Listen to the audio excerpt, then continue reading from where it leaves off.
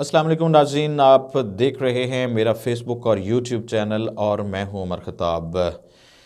गुज़श्ता 2-3 दिन से ईरान ने जो इसराइल पर हमला किया है उस पर ख़बरें सामने आ रही हैं, अपडेट्स भी सामने आ रही हैं। और ईरान ने जिस तरह इसराइल पर हमला किया और इसराइल का उस पर जो है वो जो बयान सामने आया, जो रिस्पॉन्स सामने आया, और इस पर हम बात करेंगे। दूसरी ख़बर ये है कि जो ईरान के सदर हैं वो पाकिस्तान दौरे पर आ रहे हैं, उस पर भी हम तफसीलन बात करेंगे। और सबसे पहले आपको बताएं कि ईरानी सदर का जो दौरा है पाकिस्तान में बहुत अहम मामलात हैं।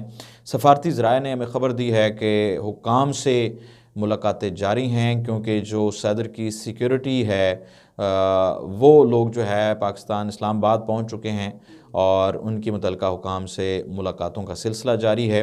और जो पाकिस्तान और ईरान के दरमियान मामलात तय पाने वाले हैं उनको पहले से ही हतमी शक्ल दी जा चुकी है।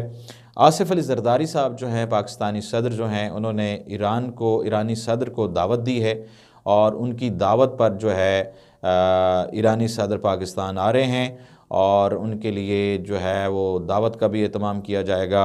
सदर ज़रदारी की तरफ से पुरतकल्लुफ़ ज़ियाफ़त जो है वो दी जाएगी। उसके बाद जो है वज़ीर आज़म शहबाज शरीफ साहब जो है उनसे भी वो मुलाकात करेंगे। तो जब से वज़ीर आज़म शहबाज शरीफ जो है वज़ीर आज़म बने हैं उसके बाद से ये पहला गैर मुल्की सदर का पाकिस्तान में दौरा है। और इन दोनों ममालिक के दरमियान मुआशी तिजारती ताल्लुकात को फ़रोग़ देने के हवाले से ताउन पर बातचीत होगी और पाक ईरान गैस पाइपलाइन जो मंसूबा है उस पर भी तफसीलन बात होगी। और ये मंसूबा पाकिस्तान के लिए कितना अहम है हम सब जानते हैं। गैस की किल्लत रहती है पाकिस्तान में और अगर ये मंसूबा कामयाब हो जाता है तो पाकिस्तान में जो गैस की प्रॉब्लम्स हैं, गैस के मसाइल हैं, वो हल हो जाएंगे।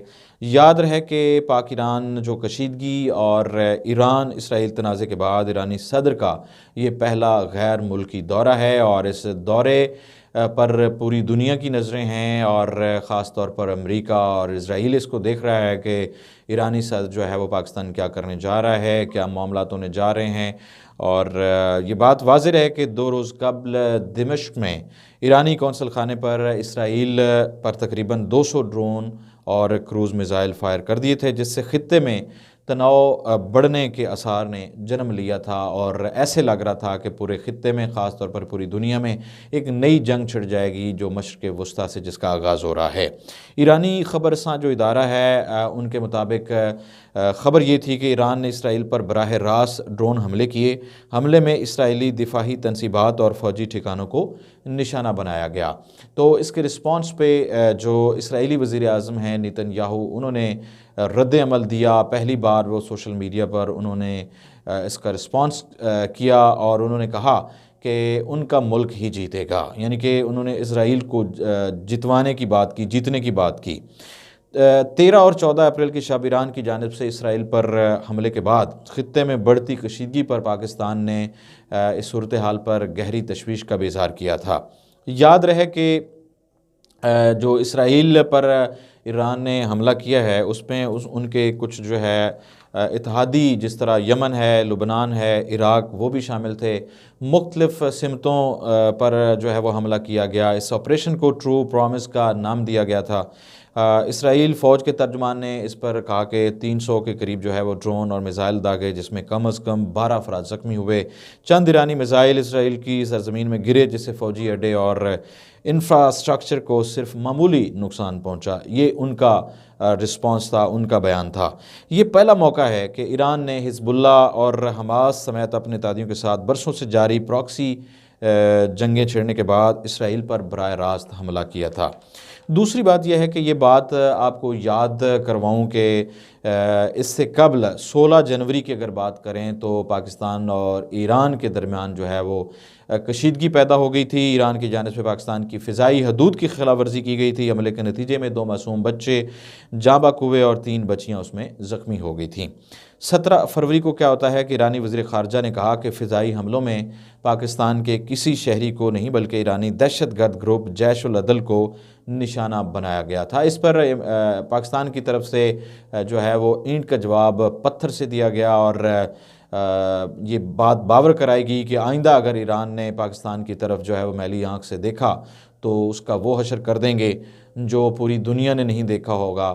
اور بڑا واضح طور پر ان کو پیغام دیا گیا اور ایران کو بھی سمجھ آئی، اور اس کے نتیجے میں ہوا کیا کہ جو 19 فروری کو جو اوور فلائنگ پروازیں ہوتی ہیں، جو پاکستان کا جو فضائی حدود استعمال کرتی تھیں، ایران کی جو پروازیں تھیں، ان میں بہت کمی واقع ہوئی۔ اس کے بعد جیسے معاملات بہتر ہوتے گئے اور دونوں ملکوں کے درمیان جو ہے وہ معاملات طے پا گئے، اور 21 فروری کو پاکستان اور ایران کے درمیان تعلقات میں بہتری کے بعد پاکستان کی حدود میں پروازوں کی تعداد میں اضافہ ہو گیا۔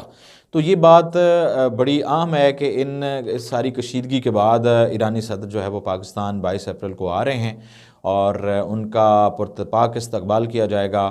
ایرانی صدر کو پاکستانی عوام جو ہے وہ خوش آمدید کہتی ہے، اور خاص طور پر اس موقع پر جب اسرائیل پر حملہ کیا گیا ہے تو یہ بڑا اہم دورہ ہے، اور اس میں اس حملے کے حوالے سے اور مزید جو مسلم ممالک ہیں اور ان کے اتحاد کے بارے میں بھی بات چیت ہو سکتی ہے، ایسی بھی خبر دی جا رہی ہے۔ متوقع ہے کہ اس معاملے پر بھی جو ہے وہ مدعا اٹھایا جائے گا۔ اور دوسری یہ ہے کہ جو معاملات دونوں ممالک کے درمیان طے پانے والے ہیں، ان پر جو ہے وہ یادداشت پر جو دستخط کیے جائیں گے اور معاہدے کیے جائیں گے، اور گیس پائپ لائن جو کہ منصوبہ ہے اس پر بھی بات چیت ہوگی، تو یہ پاکستان کے لیے بڑی خوش آئند بات ہے۔ دوسری بات یہ ہے کہ یورپ کی جو پارلیمنٹ ہے اس میں فری فلسطین کے جو ہے نعرے لگائے گئے ہیں، اور یہ بہت بڑی امپورٹنٹ بات ہے اور بڑی خوش آئند بات ہے کہ وہاں پر فلسطین کے حوالے سے آواز اٹھائے گی۔ فلسطین کے حق میں اس طرح آواز اٹھنا پوری دنیا میں اچھا میسج آتا ہے کہ یورپ کے جو پارلیمنٹ میں اس طرح جو ان کے نعروں سے، فلسطین فری کے نعروں سے گونج اٹھا، تو اس سے مسلم ممالک جو ہیں ان کو بھی سبق سیکھنا چاہیے۔